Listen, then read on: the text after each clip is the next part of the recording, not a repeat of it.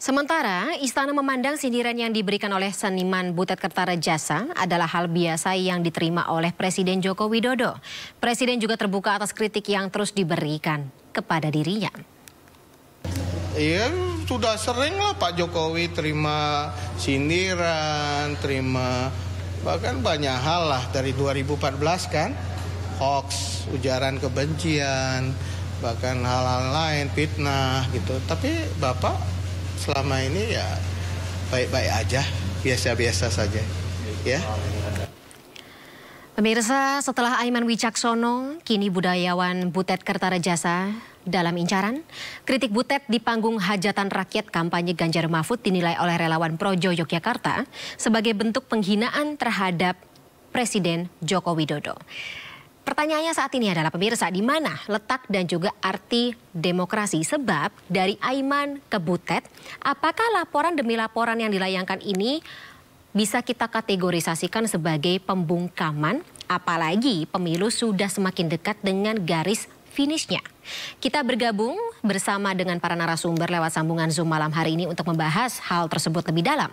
Bersama dengan budayawan Butet Kertarejasa, Ketua Relawan Projo Daerah Istimewa Yogyakarta Aris Widiartanto, Wadir Hukum dan Advokasi TPN Ganjar Mahfud Abdul Aziz, dan pakar komunikasi politik Lely Aryani. Selamat malam, saya sapa terlebih dahulu Bapak-Bapak dan juga Ibu, satu-satunya Ibu malam hari ini. Selamat malam semuanya. Selamat malam Fani, Assalamualaikum warahmatullahi wabarakatuh. Waalaikumsalam warahmatullahi wabarakatuh. Butet, satunya siapa? Ada Mas Aris, ada Pak Abdul Aziz. Baik. Ya, Mas Abdul Aziz. Baik, saya ke Mas Aris terlebih dahulu. Mas Aris, laporannya atas dasar pasal apa saja? Iya, tadi kita hadir ke Polda DIY melaporkan Mas Butet Kertarejasa atas dugaan penghinaan terhadap Presiden karena kita melihat sungguh tidak elok apa yang diucapkan Mas Butet gitu ya, yang seharusnya memberi contoh yang baik karena beliau gelarnya adalah budayawan, harusnya memberi contoh yang baik tentang bagaimana berbudaya, terutama berbudaya demokrasi yang baik. Artinya sebetulnya banyak bahan yang bisa dijadikan untuk mengkritik pemerintahan Jokowi, tapi kemudian yang disampaikan justru bukan kritik tapi lebih merupakan intrik ya, karena itu subjektif dan kesannya lebih mencaci maki bukan mengkritik. Bagian mana Mas Aris yang dinilai oleh Mas Aris dan juga teman-teman sebagai cacian? Jadi pada orasi kemarin Mas Butet mengatakan Pak Jokowi itu seperti binatang gitu. Jadi ada kata-kata asu sama wedus. Yang ngomong Mas Butet? Iya, iya. Oke, saya konfirmasi Mas Butet sudah ketawa. Mas Butet itu benar yang disampaikan? Kalau saya itu tanya kepada khalayak, siapa yang kerjaannya ngintil, masyarakat lalu teriak wedus loh. Yang bilang kan masyarakat, memang kerjaannya ngintil. Ngintil itu buang air besar lah. Jadi kalau kambing itu buang hajat itu namanya kalau bahasa Jawa ngintil. Jadi nguntit orang itu. Jadi nggak ada. Lagi kalau bilang asu, itu kalau untuk saya itu ekspresi persahabatan. Lihat podcast saya itu. Saya itu osasu. Kalau saya itu kagum sama perempuan cantik aja bilang, asu yayu banget nih. Gitu. Saya itu bukan makian. Jadi kata itu diucap seperti kalau di Jawa Timur jancuk. Itu tanda persahabatan, ekspresi tanda cinta. Saya itu pecinta Jokowi, orang semua tahu Jokowi. Oke. Orang yang mencintai, lalu kalau orang yang dicintai itu keliru, kewajibannya mengingatkan, mengkritik dengan bahasa yang halus. Sebelum peristiwa Mahkamah Konstitusi, saya mengingatkan, tapi yang diingatkan tidak mau dengan cara halus, ya ditingkatkan dosisnya dikit lah. supaya insyaf. Itu. Oke, jadi yang Mas Butet ucapkan, Mas Butet sampaikan dalam acara tersebut yang menjadi polemik saat ini tuh sebenarnya bentuk kritik. Kritik kebebasan berekspresi yang dilindungi Undang-Undang Dasar 45. Dan itu peristiwanya di sebuah kampanye politik. Jadi kalau urusan di kampanye politik kan semestinya Bawaslu yang nyemprit. Lapornya ya ke Bawaslu dong. Masa nggak ngerti hukum? Baik, saya konfirmasi lagi ke Mas Aris, ini pasal yang dikenakan atau yang dituntutkan oleh teman-teman Projo Daerah Istimewa Yogyakarta ini adalah pasal ujaran kebencian? Betul, Pak. Baik. Jadi menanggapi Mas Butet tadi ya, harusnya memang saya sepakat bahwa ini harusnya ada kebebasan Gimana Mas Aris? cuma kan memang ada batasannya dan ada ruangnya tersendiri. Artinya kalaupun itu bentuk ekspresi ketika berdepan, itu ruangnya kan juga sudah tersendiri, bukan di ruang publik gitu. Saya kira Mas Butet sangat paham soal itu, dan juga dampak dari ucapan Mas Butet dalam video itu kan juga ditonton oleh banyak orang termasuk anak-anak. Artinya itu akan bisa berdampak bahwa anak-anak akan meniru apa yang diucapkan Mas Butet tersebut. Mas Aris boleh diulangi lagi, suaranya tadi sedikit mendem.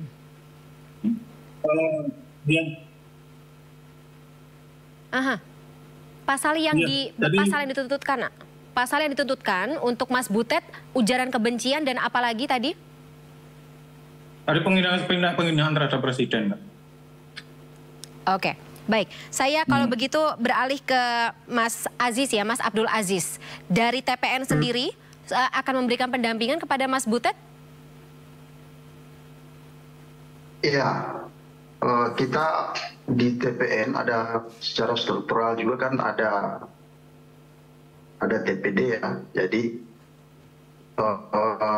kita juga nanti berkoordinasi dengan TPD khususnya di IE untuk melakukan pendampingan secara struktural.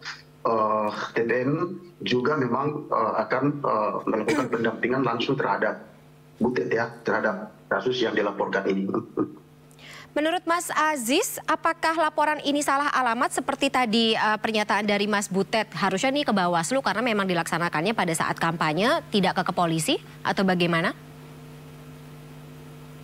Iya, ini dalam konteks kita melihat kasus atau peristiwa yang terjadi dalam tempus atau waktu juga harus dilihat ya. Jadi menurut saya ada beberapa kasus yang menurut kami keliru, sangat keliru untuk. Gimana Mas Aziz? Di kepolisian yang itu menyangkut dengan yang menurut kami ada beberapa kasus ya, termasuk misalnya Palki, termasuk Mas Aiman, dan terakhir adalah Pak Butet ini. Nah ini kan sebenarnya tempus atau waktu kejadian terjadi itu kan dalam proses pilpres. Kita punya pranata atau punya hukum tersendiri tentang kepemiluan. Nah ini soal, lagi-lagi kita berbicara soal kompetensi. Kami juga sesungguhnya dari tim hukum ketika mengawali atau mendampingi kasus Aiman ini merasa janggal karena kasus-kasus seperti ini kan kasus-kasus kepemiluan. Jadi konteksnya pemilu, konteksnya pemilu, lalu kemudian ini dilaporkan ke tindak pidana umum saya kira, sehingga hal-hal seperti ini hal seperti ini yang saya kira pihak kepolisian juga nanti mempertimbangkanlah bahwa ini kasus kepemiluan bukan kasus pidana umum misalnya atau pidana-pidana yang lain, sehingga ada kompetensi atau kewenangan kelembagaan untuk menyelesaikan persoalan ini. Tadi Mas Pak Butet sudah menjelaskan yaitu Bawaslu, sehingga menurut saya kalaupun dilaporkan ini bukan kompetensi pihak kepolisian, saya kira begitu. Baik. Kalau begitu saya beralih ke Prof. Lely. Prof. Lely, saya penasaran dari perspektif Anda. Ucapan seperti apa, statement seperti apa yang bisa dikriminalisasikan sebagai ujaran Suara Pani kebencian. kok hilang ya? Aha. Prof. Lely, sudah bisa dengar suara saya dengan cukup jelas? Putus-putus, Pan. Oke, sekali lagi saya coba bertanya ya, Prof. Lely, seperti apa statement atau perkataan yang bisa dikategorisasikan sebagai ujaran kebencian atau caci maki? Iya, pertama memang semua hal yang berkaitan dengan ujaran kebencian itu kan sudah diatur dalam Undang-Undang ITE. Tapi dalam prosesnya banyak sekali pasal demi pasal yang terkait dengan Undang-Undang ITE itu yang multitafsir, gitu ya Pan ya. Yang multitafsir ini terkait dengan kepentingan orang-orang yang merasa dihina dan sebagainya. Tapi kalau pasal itu ingin dikatakan menghina seseorang, harusnya yang mengadukan itu Pak Jokowi sendiri, gitu loh. Itu yang pertama. Yang kedua, saya kan kurang mengerti ya, tidak mengerti bahkan apa makna yang diucapkan oleh Mas Butet. Tapi saya tahu sekali beliau ini Jokowi banget gitu kan. Jokowi banget. Kalau begitu saya iya. Pak Prof. Lely, maaf banget saya potong, maaf sekali saya potong. Kalau begitu saya coba putarkan video dari Mas Butet Kertarejasa. Nanti bisa Prof. Lely akan analisa terkait dengan apa yang disampaikan Mas Butet, apakah masuk dalam kategori ujaran kebencian atau caci maki itu. Mungkin teman-teman bisa dibantu. Lalu ada yang ngintili.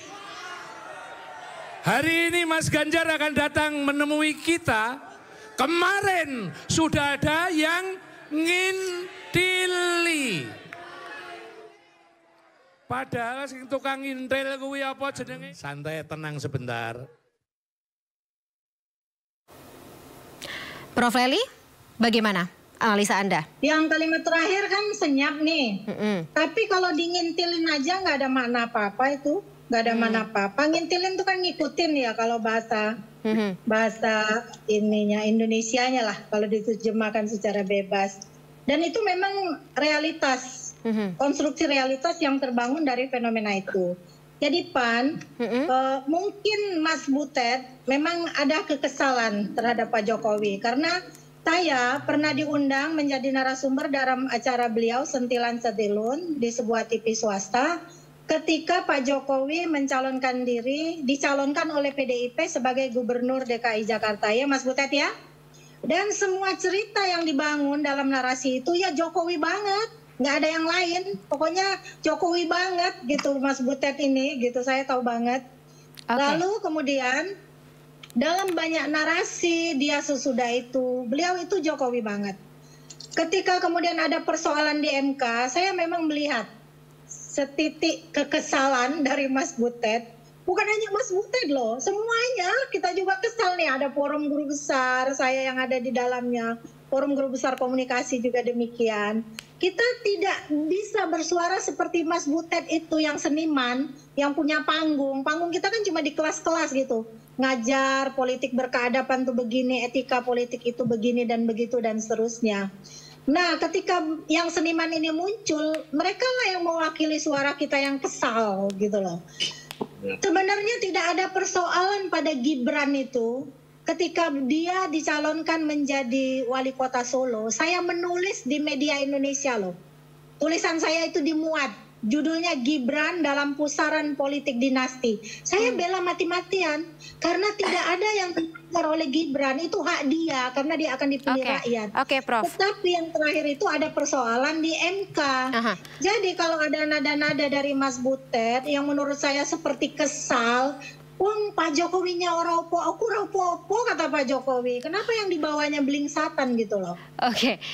Itu yang menjadi persoalan. Mas Butet, kalau gitu saya konfirmasi ke Anda lagi, Mas Butet, terkait dengan yang dibicarakan atau disampaikan dalam acara tersebut. Apakah Mas Butet menyebut nama? Terulang saya nggak nyebut nama. Itu aja berarti. Ada orang yang ngintili. Berarti apa ya namanya kalau yang diasumsikan orang mengarah ke interpretasi pasti ke iya. Bagian situ aja. Makanya aku nggak ngerti yang dimaksudkan penghinaan itu di mana menghinanya. Oke. Mas Aris, ya bingung sih Mas Butet bingung, Prof Leli bingung.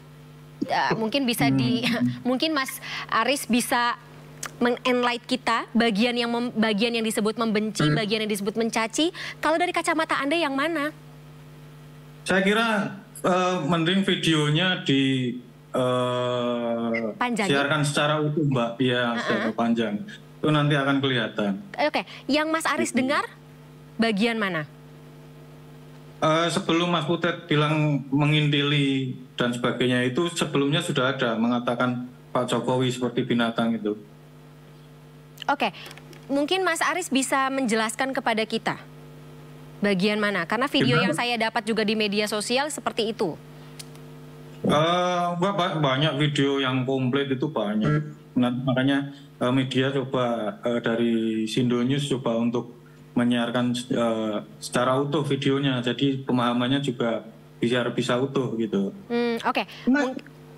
Mas Aris mungkin bisa menjelaskan, men-enlight kita yang Mas Aris dengar seperti apa? Kalimatnya apa? Menurut saya lebih baik diputar videonya saja. Jadi setelah kita putar videonya, mari kita tafsirkan bersama, kan gitu. Oke, ya. Kita videonya, yang video kita dapat dari media sosial tidak ada. Mungkin Mas Aris bisa membantu kita untuk menjelaskan video yang full. Atau ucapan yang full yang Mas Aris dengar.